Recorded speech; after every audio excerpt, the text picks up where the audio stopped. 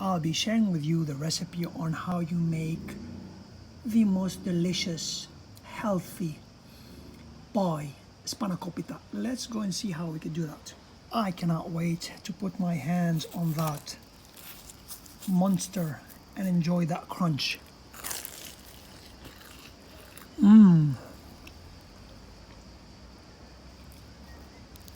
It's crunchy from the outside, yet juicy from the inside.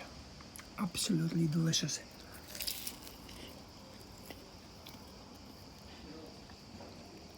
Amazing.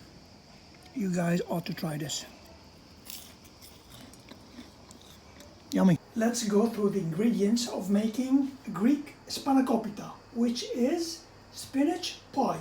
We all know that spinach is extremely healthy. However, it has got an ingredient called purine that affects some of us. So in order to balance the amount of spinach, I always add leek and onion in a larger quantity than I should. Like this, the purine is leveled out. Also with the feta cheese, I always balance it out as it is salty and heavy with a double amount of that in anthotiro, which is a lighter Greek cheese, less salty.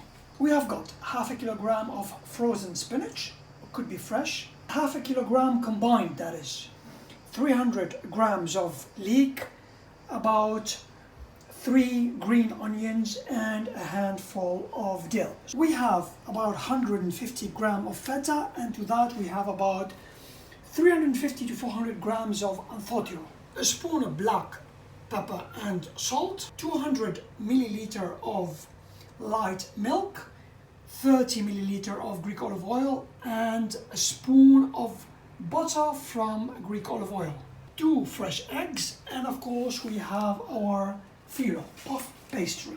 In a non-stick pan we add our Greek olive oil, our butter, we add our leek, and we need to saute for about a couple of minutes on medium to high heat. Salt and pepper, we add our onions, we cover and saute for about a couple of minutes. Just before our leek and onion start to get brown color, we need to add our spinach. We give a good mix, and then we have to cover and cook on medium to low heat for about 5 minutes. In the meantime, we have crumbled our feta and anthotiro in large chunks like that. Then we add our eggs and we knead by hand in such a way. Our spinach has cooked perfectly. Now we add our milk. We have turned the fire off. We add our cheese, mix well with a spoon. We cover and we set aside for about 10 minutes. I need that stuffing to be a bit warm towards cold.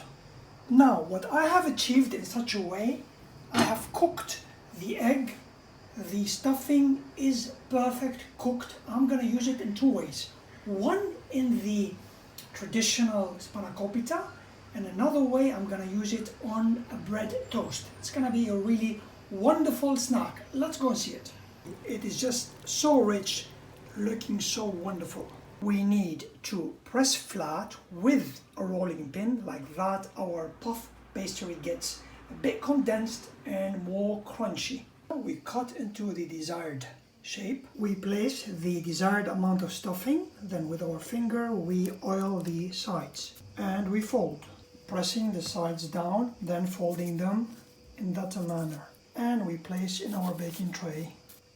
Now the size and the shape of your tiropita or Spanakopita is entirely up to you.